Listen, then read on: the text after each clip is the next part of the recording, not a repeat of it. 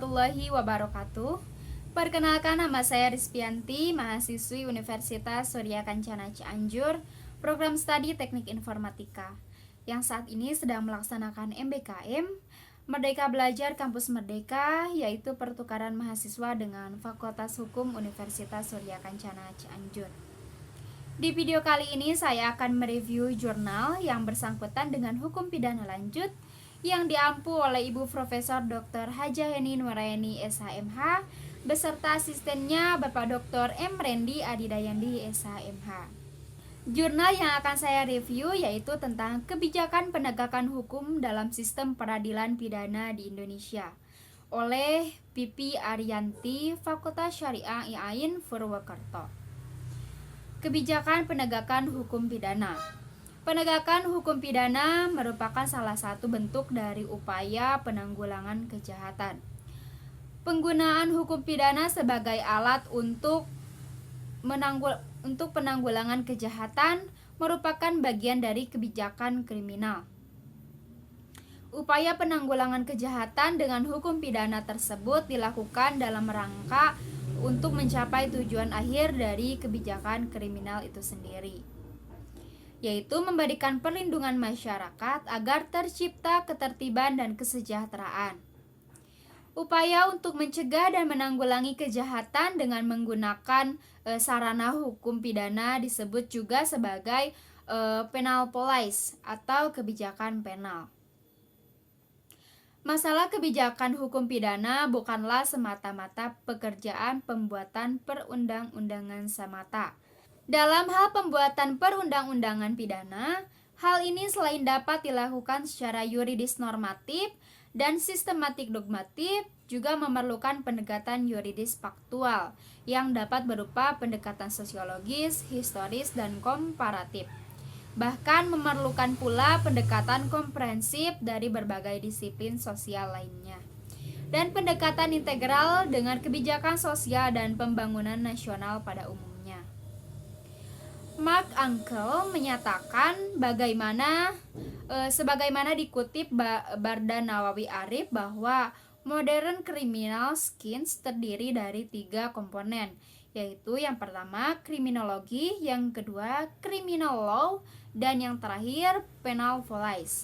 Dalam hal penal policy, Ankel menyatakan bahwa itu adalah suatu ilmu sekaligus seni yang pada akhirnya mempunyai tujuan praktis untuk memungkinkan peraturan hukum positif dirumuskan secara lebih baik dan untuk memberikan pedoman tidak hanya kepada pembuat undang-undang, tetapi juga kepada pengadilan yang menerapkan undang-undang dan juga kepada para penyelenggara atau pelaksana keputusan pengadilan.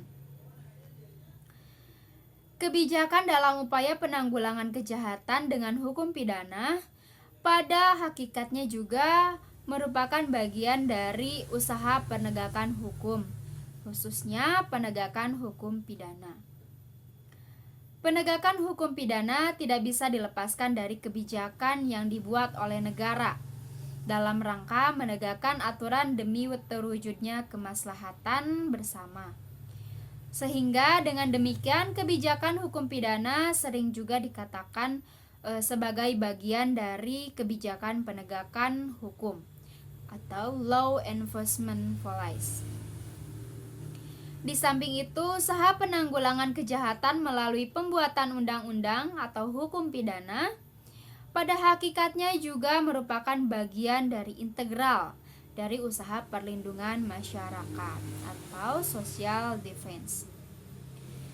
Dan usaha mencapai kesejahteraan masyarakat yaitu disebut social welfare, sehingga wajar pula lah apabila kebijakan hukum pidana juga merupakan bagian integral dari kebijakan sosial atau social policy. Kebijakan social policy itu dapat diartikan sebagai segala usaha yang relasional untuk mencapai kesejahteraan masyarakat dan sekaligus mencakup perlindungan masyarakat. Jadi di dalam pengertian social policy sekaligus tercakup di dalamnya social welfare, social defense policy. Kebijakan hukum pidana hanyalah merupakan bagian dari politik hukum nasional yang ada di dalamnya memiliki bagian-bagian yang berbeda. Meskipun demikian, pelaksanaan kebijakan hukum pidana dapat terjadi secara bersama dari semua bagian secara terintegrasi. Bagian-bagian dari politik hukum nasional tersebut antara lain berupa kebijakan kriminalisasi atau criminalization policy, kebijakan pemidanaan punishment policy, kebijakan pengadilan pidana criminal justice policy, kebijakan penegakan hukum law enforcement policy, kebijakan administratif policy. Berdasarkan bagian-bagian kebijakan hukum nasional di bidang hukum pidana tersebut, maka dilihat dalam arti luas, kebijakan hukum pidana dapat mencakup ruang lingkup kebijakan di bidang hukum pidana material, di bidang hukum pidana formal, dan di bidang hukum pelaksanaan pidana. Karena itu, kebijakan hukum pidana tidak termasuk kebijakan penanggulangan kejahatan di luar kerangka hukum. Selain itu, kebijakan atau politik hukum pidana juga merupakan upaya menentukan ke arah mana pemberlakuan hukum pidana di Indonesia ini di masa yang akan dengan melihat penegakannya saat ini. Penegakan hukum pidana bertujuan untuk menciptakan kedamaian dalam pergaulan hidup.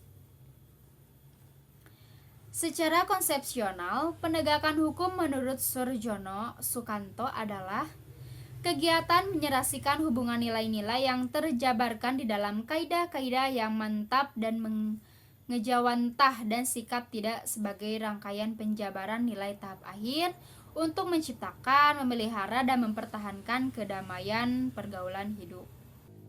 Menurutnya bahwa penegakan hukum tersebut dipengaruhi oleh beberapa hal.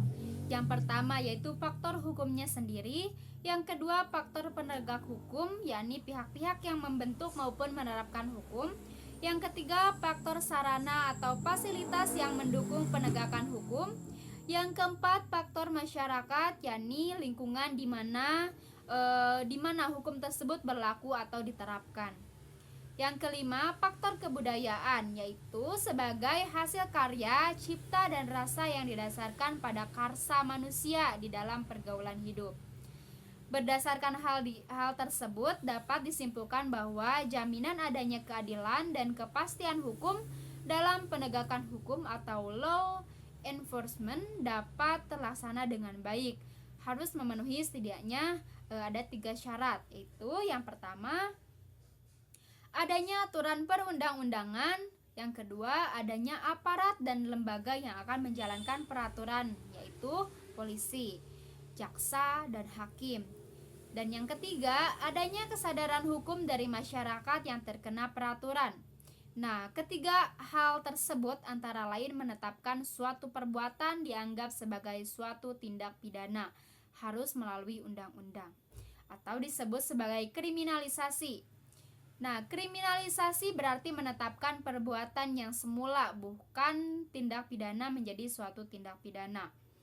Menurut Soerjono Sukanto, kriminalisasi merupakan tindakan atau penetapan penguasa mengenai perbuatan-perbuatan tertentu yang oleh masyarakat atau golongan-golongan masyarakat dianggap sebagai perbuatan yang dapat dipidana menjadi perbuatan pidana atau membuat suatu perbuatan menjadi perbuatan kriminal, dan karena itu dapat dipidana oleh pemerintah dengan cara kerja atas namanya. Kemudian dasar pembenaran untuk kriminalisasi suatu perbuatan sebagai tindak pidana lebih banyak terletak di luar bidang hukum pidana yang meliputi faktor nilai, faktor ilmu pengetahuan, dan faktor kebijakan. Nilai-nilai atau kaidah-kaidah sosial yang menjadi sumber pembentukan kaidah hukum pidana meliputi nilai-nilai yang kaidah-kaidah agama serta norma-norma budaya yang hidup dalam kesadaran masyarakat. Namun dalam hal menentukan suatu perbuatan yang dilarang dalam suatu peraturan perundang-undangan digunakan kebijakan hukum pidana atau penal policy. Kejahatan atau tindak pidana selain merupakan masalah kemanusiaan juga merupakan masalah sosial. Menghadapi masalah ini telah banyak dilakukan upaya untuk penanggulanginya. Upaya menanggulangi kejahatan dimasukkan dalam kerangka kebijakan kriminal atau criminal policy. Selanjutnya yaitu faktor penegak hukum. Penegak hukum merupakan proses kegiatan atau aktivitas yang salah satunya dijalankan oleh penegak hukum, baik itu polisi, jaksa, maupun hakim. Untuk menghasilkan penegakan hukum yang baik, maka proses setiap tahapan dalam penegakan hukum harus dilakukan dengan baik dan benar. Aparat negara tersebut bekerja sesuai dengan ketentuan yang berlaku dalam rangka penegakan hukum, yang pada hakikatnya merupakan suatu proses untuk mewujudkan tujuan-tujuan hukum dan ide-ide hukum menjadi kenyataan. Hakim dianggap mengetahui semua hukum atau jus surya novit. Hal ini menyebabkan hakim sebagai penegak hukum mempunyai posisi sentral dalam penerapan hukum. Hakim tidak hanya dituntut agar dapat berlaku adil, tetapi ia juga harus mampu menafsirkan undang-undang secara aktual, secara dengan kebutuhan dan perkembangan yang terjadi di Indonesia.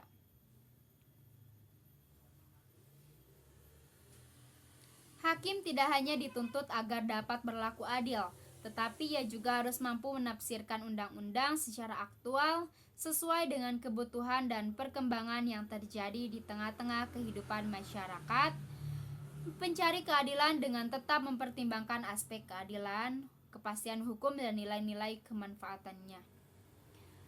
Melalui putusan-putusannya, seorang hakim tidak hanya menerapkan hukum yang ada dalam teks undang-undang, tetapi sesungguhnya ia juga melakukan pembaharuan hukum ketika dihadapkan pada masalah-masalah yang diajukan kepadanya dan belum diatur dalam undang-undang ataupun telah ada aturan tetapi dipandang tidak relevan dengan keadaan dan kondisi yang ada. Oleh karena itulah, hakim dalam memeriksa dan memutuskan perkara menghadapi suatu kenyataan bahwa suatu hukum tertulis atau perundang-undangan ternyata tidak selalu dapat menyelesaikan masalah. Bahkan sering sekali hakim harus menemukan sendiri hukum itu dan menciptakan hukum untuk melengkapi hukum yang sudah ada.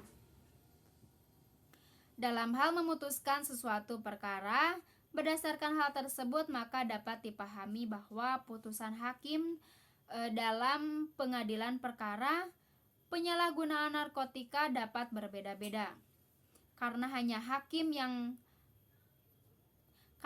hakimlah yang mengetahui kondisi dari fakta-fakta yang ada dalam persidangan tersebut. Keadaan berbeda-bedanya putusan hakim tersebut diistilahkan sebagai suatu disparitas putusan. Mungkin hanya itu saja yang bisa saya sampaikan. Mohon maaf bila ada kesalahan dalam penyampaian. Wabillahi taufiq wal hidayah. Wassalamualaikum warahmatullahi wabarakatuh.